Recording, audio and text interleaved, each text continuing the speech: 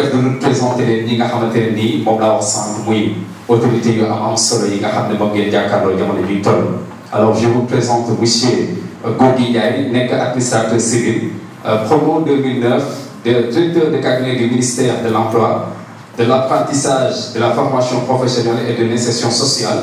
mu ngi noonu nekk nag plusieurs fois membre du jury du concours d'entrée et d'examen de la sortie de l'ENA mu am solo. alors ci si topp nag moom moo di le professeur Ismaïla Madior Fall moom itamit yaakaar naa ni comme du ko présenté benn yoon nekk ministre d'État auprès du président de la République ma leen di ñaan moom itamit ngeen tàcc ko bu baax a baax s'il vous plaît. nekk également suñu parrain buy première édition bi nga xamante ne nii jamono ji ñu toll nag moom la ñu nekk def ngir yéen. voilà je vous présente également si kilifa bu mag gi nga xamante ne moom moo di monsieur Meissa Diakhaté ma leen di ñaan ngeen tàccul ma ko bu baax a baax a baax moom itam nekk ancien chercheur à l'UCAD agrégé de droit public titulaire d'un doctorat en droit public sous la direction du président Ismaïla Madior Fall ancien instituteur et inspecteur d'éducation donc mu ngi noonu mu nekk ko am solo. et je termine en beauté di leen présenter ki nga xamante ni moom moo di madame Silla maa jigéen moom itamit nekk psychologue conseil ba leen di ñaan ngeen tàcc ko bu baax a baax s'il vous plaît en orientation scolaire nekk également nekk si nag professionnel donc mu ngoog ce qu'on va faire mooy que ne nag dañuy daal di jox DC directeur de cabinet du ministère de l'emploi bu daal di def li nga xam ne moom moo di mot de la bienvenue ñu daal di jàll si l'essentiel merci beaucoup DC à vous la parole.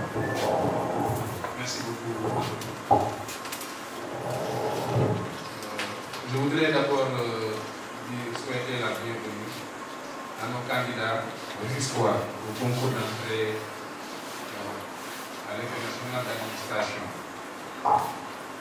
Tout d'abord, je voudrais aussi remercier les intervenants, en tout cas ceux qui vont intervenir après moi, au rang desquels le ministre d'État, le professeur. Tout à l'heure, je lui disais en le taquinant, aujourd'hui, ce n'est pas le ministre d'État, mais c'est le professeur qui est là présent parmi nous. D'abord le remercier parce qu'il est le parrain de ces journées. Je dis journée parce que ça c'est juste la première rencontre que nous aurons et que par la suite d'autres rencontres vont suivre. Au besoin, on le fera via Zoom.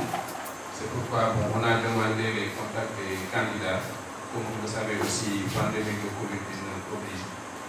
Donc s'il y a une possibilité de se retrouver comme on le fait aujourd'hui, on le fera. Sinon, via Zoom, on pourra continuer sur notamment les autres processus, à savoir l'examen, la méthodologie de dissertation, la méthodologie de note de synthèse et sur la méthodologie de résumé.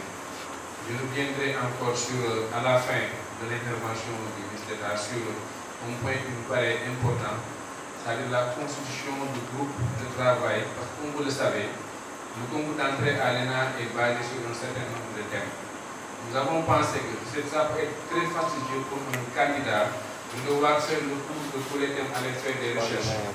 Pourquoi ne pas se constituer en groupe? Chacun de son côté va aller faire des recherches sur un thème. Comme ça, on va faire une moisson qui va profiter à tout le monde. Ça, j'y reviendrai sur ça à la fin de l'exposé de Mme Silla. Remercier aussi, comme je l'ai dit, en plus d'être notre parrain, il a accepté de prendre en charge les frais qui sont liés à l'organisation de cette journée. Parce que ici, c'est ça, là, nous l'avons pris en location. Il y a d'autres dépenses aussi que nous avons engagées. Lorsque je suis allé le rencontrer dans son bureau, nous avons discuté. Je lui ai part de mon intention en tant qu'ancien sortant en tant que sortant de l'ENA, de vouloir organiser ces journées pour le compte de l'histoire.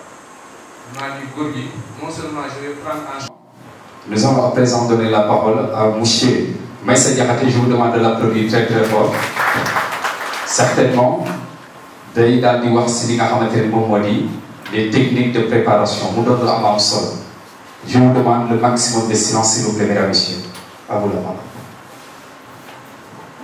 Merci beaucoup. Monsieur le ministre d'État, monsieur le directeur de cabinet, monsieur de l'émission, monsieur Lassé, chers participants, je ne vais pas trop m'épancher à ce stade de notre organisation. Juste 3 mots. Le premier mot, c'est un mot de témoignage. Un mot de témoignage à heures par jour. Retirez-vous, organisez-vous, votre travail, vous verrez le résultat. Il n'y a pas d'intelligence dans cette épreuve. Ça commence par l'information, on vous la donne aujourd'hui, et également par le travail. Le dernier mot, monsieur le garde des Sceaux, c'est cet engagement-là que j'ai pris en cours de route et par lequel je voudrais vraiment terminer en m'engageant vraiment à accompagner monsieur le directeur de cabinet, que je connais très bien. Madame également, nous vous remercions pour votre disponibilité parce que ce n'est pas évident. Moi, j'utilise le chef B, voilà, qui est à Thiès. Vous trouvez la réponse tout de suite. Donc ça, c'est l'exercice de gestion du temps. Alors, qu'est-ce qu'on peut encore dire sur les conseils, sur les tests psychotechniques? Globalement, c'est ce qu'il faut comprendre. Et en vous exerçant, en trouvant les tests psychotechniques, vous allez vous rendre compte que la plupart des items que vous trouverez dans un test psychotechnique obéissent, comme je l'ai dit tout à l'heure, à une logique. Maintenant, le tout est le tout. Merci beaucoup, Alexandre. Moi, je voudrais juste poser une question.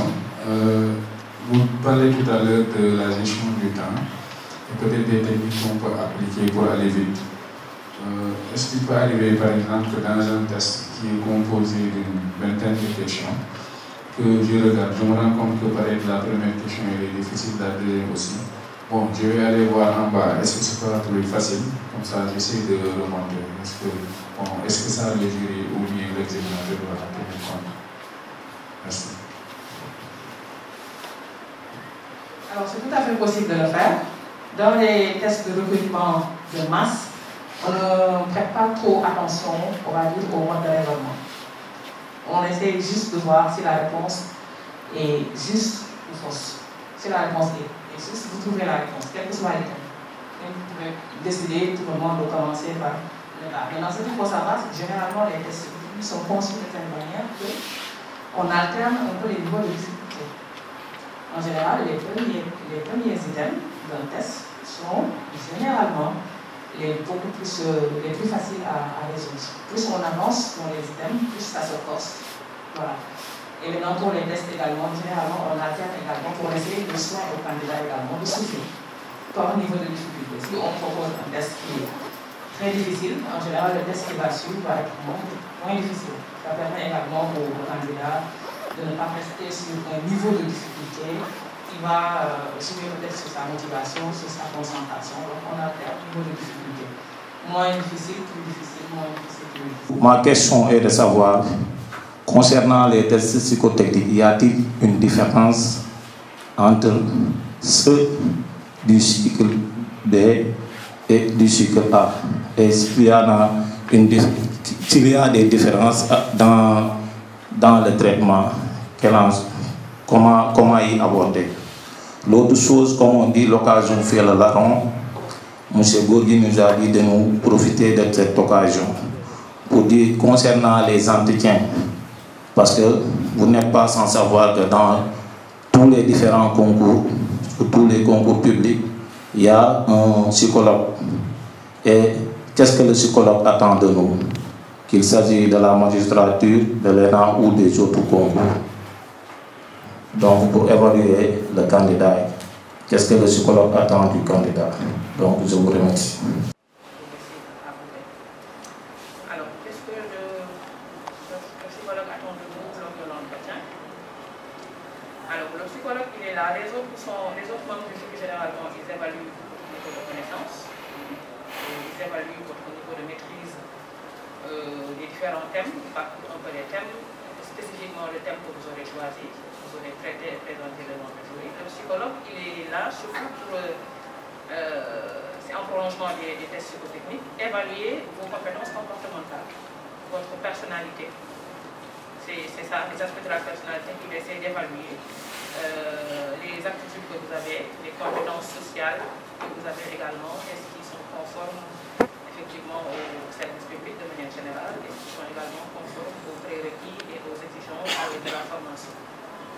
C'est ça. C'est important. Je pense que peut-être il serait également bien dans la même veine pour les candidats qui auront la chance, et c'est ce que je souhaite à tout le monde, tous ceux qui sont présents en tout cas, que ceux qui parviendront à l'étape d'entretien.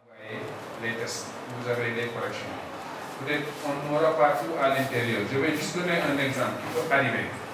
Je ne sais pas s'il y en a parmi vous qui ont eu à faire les tests les années passées. Il peut arriver en dehors des textes numériques, verbales, etc. Que vous avez une série de phrases. Bon, on dit que ça c'est dans une langue étrangère et en bas on vous donne leur signification, par exemple en français, et on vous demande de trouver un certain nombre de mots. L'expérience personnelle que j'ai eue, par exemple, si on vous donne 4 phrases, bon, souvent ce n'est pas une langue étrangère, c'est juste un jeu de quelques syllabes qu'on regroupe. Bon, c'est juste pour voir une chose, comme il l'a dit tout à l'heure. Maintenant, moi, l'expérience personnelle que j'ai eue, vous allez vous rendre compte que quand vous avez ce type de test-là, parmi les mots qu'on vous demande de découvrir dans ces phrases-là, vous allez vous rendre compte qu'il y a un mot qui va revenir pratiquement sur toutes les phrases. Ça, c'est la première chose qu'il faut regarder. Vous avez 4 phrases, on vous dit que c'est une langue étrangère, on vous donne leur signification en français. Par exemple, on va vous demander de trouver tel mot en français dans cette langue. Souvent, vous allez vous rendre compte que les mots qu'on vous demande, le premier mot qu'il faut chercher, c'est le mot qui revient dans toutes les phrases. Bon, ça, c'est la première technique. Ensuite, peut-être, ainsi de suite, vous allez voir un autre mot qui va revenir dans les 3 autres phrases, etc. Ce qui va vous permettre à la fin de découvrir tous les mots qui sont recherchés. Ça, c'est un modèle qui n'existe pas, je pense, dans le test qu'on va vous remettre et pour lequel j'ai tenu vraiment un peu à partager avec vous. Bon, malheureusement, j'ai eu par le passé des candidats qui se préparaient. On l'avait bien préparé, mais on avait perdu de vue cet aspect. Bon, il y en a qui sont tombés sur ça et qui ont été éliminés. Comme je dis, vous aurez à votre disposition, on vous l'enverra par mail, ceux qui ont des ordinateurs, on pourra tout de suite leur donner une série de tests corrigés avec toutes les explications. Je pense que le reste maintenant c'est de la préparation qui vous appartient. Bon, tout à l'heure, elle a demandé bon, est-ce qu'il faut forcément être juriste pour passer le concours? Moi personnellement, je suis géographe de formation. Quand j'ai eu mon bac, j'ai été orienté à l'université de Saint-Louis. J'ai fait 2 ans, puis j'ai fait le cycle B. Bon, par la suite, j'ai embrassé des études de droit qui m'ont permis, je dois le dire, de faire, en tout cas de passer le cycle A. Mais je pense que ce n'est pas une obligation. Tout est dans la volonté que vous vous donnez pour préparer le concours. Bon, je pense qu'on pourra donner la parole au professeur, comme j'ai dit aujourd'hui, ce n'est pas le but d'État, quand bien la casquette est toujours là, qui va délivrer son message. Ensuite, on va voir, parce que l'idée derrière, comme je l'ai dit, c'est qu'après, la suite, comme vous le savez, il y a des thèmes, il va falloir qu'on s'organise pour préparer les échéances qui vont venir après les textes techniques. Mais ça, je vais laisser d'abord la parole à M. le ministre, ensuite on reviendra sur ça. Merci, Merci. Merci beaucoup. Monsieur le directeur de cabinet, chers amis et frères Ndiaye, monsieur le professeur agrégé Maître Diakhaté, chers collègues et amis, mesdames et messieurs, ici présents, en vos titres et qualités, mesdames et messieurs les candidats, je voudrais, avec votre autorisation, dire juste 3 mots. 3 mots. Le premier mot va essentiellement être un mot de gratitude. Gratitude, reconnaissance, remerciement. Gratitude à l'endroit de notre ami et frère Goudi.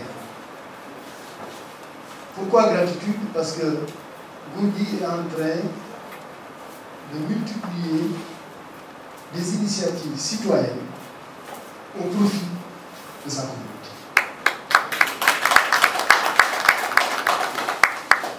Il n'est pas le premier à le faire, mais il est le premier à faire quelque chose. C'est l'originalité des initiatives. Parce qu'ici, on va souvent aller présider une finale de Navetan, je ne sais pas moi, aller présider un Talpéry, etc. Mais Goudi prend des initiatives citoyennes qui apportent la valeur ajoutée à la jeunesse et aux femmes. On parle de situation sociale. Parce que vous êtes doté de ce qu'on appelle les capitaux sociaux. Les capitaux sociaux, c'est quoi? C'est que vos parents vous disent tout ce qu'il faut pour réussir. Et que vos parents vous mettent dans les écoles qu'il faut pour réussir. Donc vous avez plus de sens avec le fils de plongeur. Et vous verrez qu'il faut beaucoup relativiser ces travaux dans le pays. Ici, dans le pays, c'est les fils de paysans qui réussissent. C'est des fils de péché. Et les fils. Après, nous ne sommes pas encore arrivés aussi au stade de la fin. Après, c'est bon, c'est les fils de l'âme. Voilà, mais pour l'instant, là où on allait, c'est que c'est plutôt démocratique. C'est ouvert. Donc, on a repris le système de la France. En France, il y a plein d'écoles. L'école nationale d'administration. Nous, on l'a repris ici, au Sénégal. Au début, d'ailleurs, c'était hélas, École nationale d'administration du Sénégal. À un moment, ça a évolué. Les élections, c'était ENAM, École nationale d'administration et de magistrature. Après, on a enlevé la magistrature, c'est redevenu ENAM, École nationale d'administration. Et la magistrature a ouvert à Menan une école qui s'appelle le CIJ, le Centre de formation judiciaire.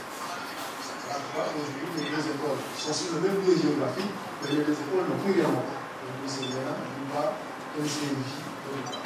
Donc, vous présentez à l'ENA, c'est vous présenter à un des concours les plus prestigieux pour occuper les cadres de l'administration. Aujourd'hui, il y a d'autres voies pour entrer dans l'administration comme cadre. On peut le recrutement de la fonction publique, si on a une maîtrise en géographie, en droit, en histoire, on peut recruter. On peut entrer dans la fonction publique en voie contractuelle. Mais, si vous voulez exercer un certain type de responsabilité de façon plus facile, il faut entrer par la voie royale, et la voie royale, c'est l'école nationale d'administration. Parce que là, voilà, on est censé avoir fait l'école qui forme le cadre. Le cadre, c'est les administrateurs civils, les inspecteurs du trésor, les inspecteurs des douanes, les inspecteurs du travail, les commissaires aux enquêtes économiques, les diplomates, etc. Donc là, on considère qu'on a fait l'école qui a vocation à former les cadres de la République. Et après, si vous devez donner le cabinet de les gens ne vont pas contester. Le directeur de cabinet, on dit, Gourguinia, il est quoi après le directeur de cabinet? Administrateur civil, ah d'accord, ok, bravo, d'accord. En revanche, bon voilà, si vous n'avez pas fait l'ENA, si vous n'avez pas certains profils professionnels, on peut contester.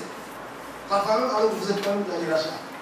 Pourquoi? Parce que traditionnellement, ceux qui occupent certaines fonctions au Sénégal, certaines positions institutionnelles, certaines responsabilités sont des sortants de l'ENA.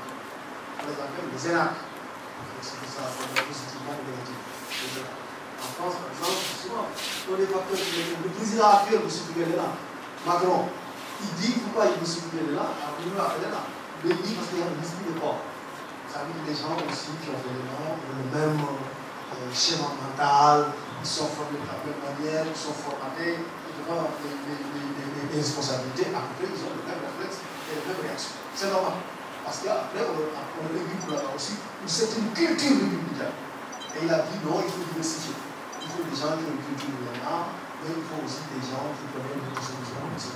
Aujourd'hui, c'est le débat qu'il y a en France. Mais justement, pour préparer au concours, pour réussir plutôt à un concours aussi prestigieux, le mot a été sorti par le médecin, repris par Dodi et repris par Madame Sékou. Quelque chose est très important. Et pour moi, il n'y a que ça. Ça s'appelle la préparation. Chers amis, je vous assure, on ne réussit pas à un concours parce qu'on est venu. On ne réussit pas parce qu'on est intelligent. On dit, bon, moi je suis intelligent, voilà, je suis très fort, j'ai réussi. On ne réussit pas parce qu'on a un mari très fort qui a appuyé pour vous. Qui vous dit, Disney, examination, quel rôle dans les cas. Ça tient. Franchement. Un concours pour les réussir, il n'y a que la préparation. Parce que quand vous vous préparez, vous vous donnez toutes les chances pour réussir. Quand vous vous préparez, vous découvrez les règles qu'il faut réussir. Parce que vous prenez deux personnes, deux individus, l'un est très intelligent, l'autre moyennement intelligent. Vous allez au concours, celui qui est moyennement intelligent va réussir. Pourquoi? Parce qu'il s'est préparé.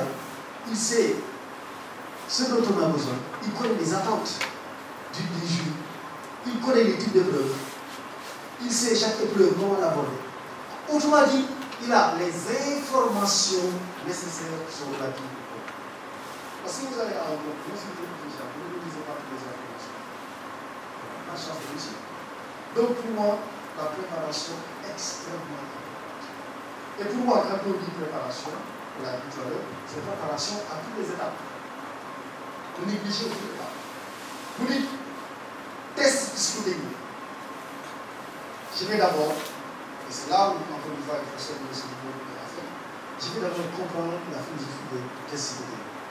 Je vais comprendre qu'est-ce qu'on vise à travers les tests psychotechniques.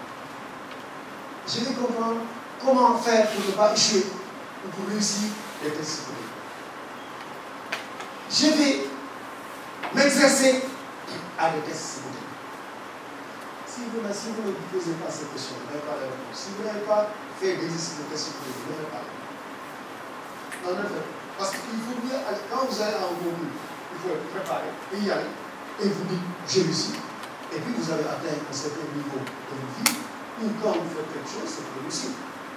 On peut comprendre un gamin qui a entre 5 et 20 ans, allait faire le brevet, le bac, etc., échoué. Quand on est enseignant, quand on est professionnel, un fonctionnaire de la hiérarchie, un professeur d'espagnol, un professeur d'histoire-géographie, etc., on ne peut pas aller comme ça échouer à un concours. On doit y aller en mettant de son côté toutes les chances. Et toutes les chances, il n'y a pas au niveau technique, il n'y a pas de voie, ce n'est que la préparation. Mais je donne tout à l'heure l'exemple de sa préparation. À la fac, je dis, mais pour réussir, parce qu'il n'y a pas de résultat, pour réussir, le jury à la fac, vous enseignez, vous venez pour enseigner, on va vous poser des questions, le droit constitutionnel, le droit administratif, finance publique, le droit international, tout le genre. Après de ce matin, je fais préparer. Si vous n'êtes pas prêt, ne venez pas. Attendez l'année prochaine. Et comme il a dit, il a fait 80 jours pendant 9 mois. Mais 80 jours pendant 9 mois, après, autrement vu, il faut le dire. Même les gens qui étaient contre lui. Parce que tu cherches à le coincer, tu lui poses une question, tu dis c'est du tout. Donc, il est extrêmement important de se préparer. Quand on n'est pas préparé, je vous assure, parfois il faut dire, je ne veux pas. Vous voyez parfois les champions de tennis. Vous voyez un grand champion de tennis qui dit je ne vais pas participer à Wimbledon cette année. Et on lui dit pourquoi? Pourtant, vous êtes en forme. Il dit non, j'attends 2024. Pourquoi 2024? Parce que je suis de 200 ans. Je vais me préparer année 22, 23 et 24 juillet. Et après, quand il se prépare, il vient gagner Wimbledon. Parce que les gens se préparent. Et donc, moi, je pense qu'il faut se préparer. Se préparer à toutes les étapes. La première étape, c'est le test psychotechnique, c'est le préalable. Autrefois, avant les tests psychotechniques, tout le monde faisait tous les candidats. Mais aujourd'hui, on sélectionne. Et en réalité, il y a aussi une façon, comme si la Richard a dit, de tous les candidats. On veut 5 candidats, on veut surtout, on va en prendre, on domine. Les 4000 là, il faut trouver un système pour les éliminer. Je ne pas les tests psychotechniques. Donc, il faut comprendre les tests psychotechniques. Si vous ne les comprenez pas, n'y allez pas. Parce que sinon, ce qui va se passer, c'est quoi? C'est que vous êtes bien, vous avez la culture générale, vous êtes compétent, vous êtes une bonne fonction, vous venez pour vous aider avec les psychologues. Donc, vous préparez le test psychologique. Première étape. Deuxième étape, c'est l'étape de l'équipe. Il ne faut pas le négliger. Quand on fait les concours, il est fondamental de rester informé. Il est fondamental d'avoir de la culture. Il est fondamental sur les disciplines que vous avez choisies. Vous soyez prêts. Là, je vais dire après le plus sur les disciplines. Mais c'est bon d'avoir une bonne culture. Parce que vous savez, un concours, on n'attend pas 3 mois du concours pour dire je vais me préparer, je vais tout lire. Non.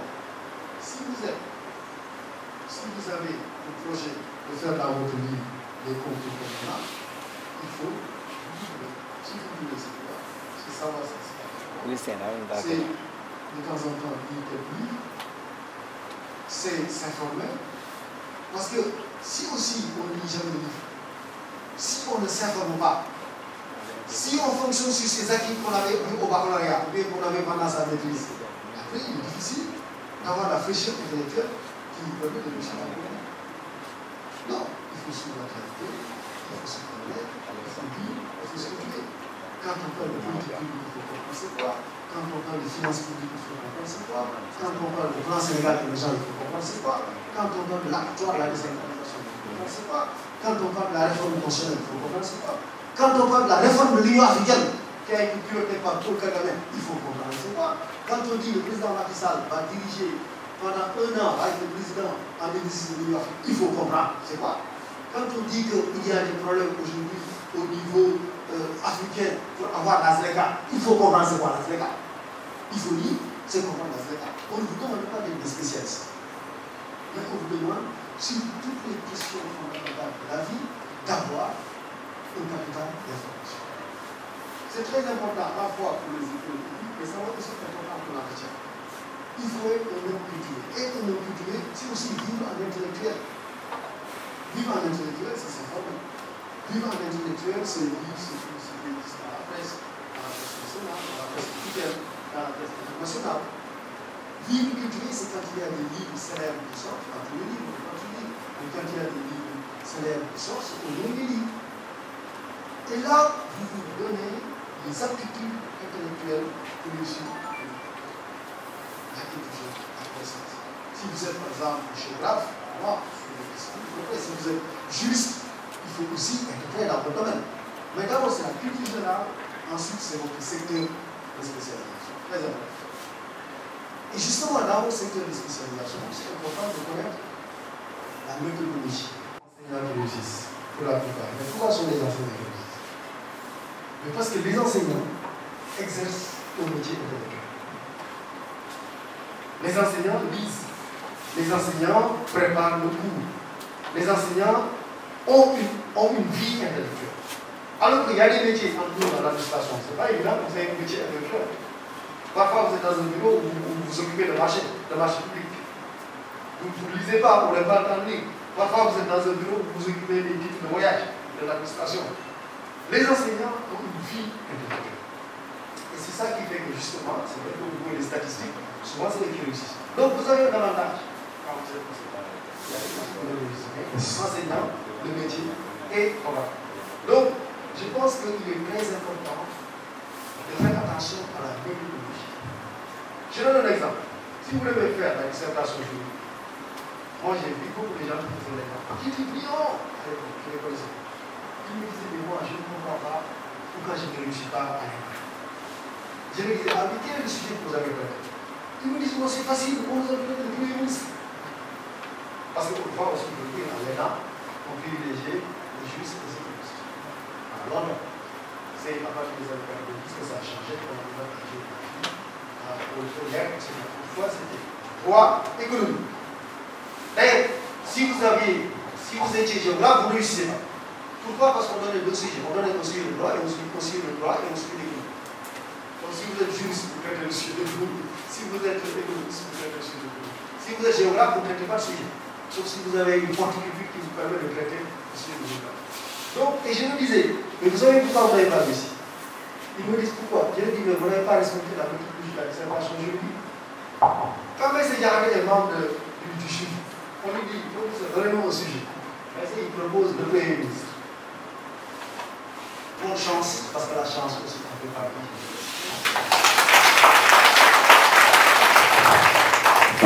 Merci Monsieur le ministre. Alors, je rappelle que vous êtes toujours avec l'association Yokul Ma Fierté pour la préparation donc, au concours d'entrée à l'ENA, École nationale d'administration, une session gratuite par le biais de l'association Yokul Ma Fierté, donc sous le magistère du président Gorgui. Je vous demande de l'applaudir très très fort s'il vous plaît. Voilà, je salue le passage également Madame Oumi Samba, la coordinatrice de la fête. Les applaudissements s'il vous plaît. Ainsi que la délégation de notre parrain Ismaël Madiofal. Merci beaucoup, merci pour la présence. Voilà. Une demi-journée, toute l'après-midi, nous consacrer à Yawa Tengue, ça veut dire que l'ignore. Donc, ce qu'on peut faire, moi, nous le disons Khalis, mais moi, nous le disons,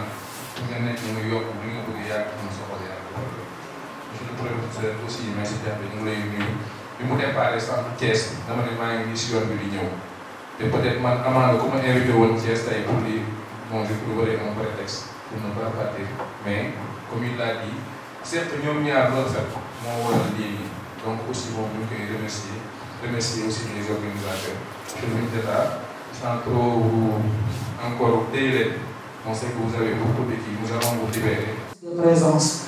Il faut mettre vos numéros WhatsApp pour la préparation des par le partage du lien sur le groupe WhatsApp. Parce qu'on va créer un groupe pour faciliter à tout un chacun d'avoir accès sur le lien pour les formations en ligne via Zoom.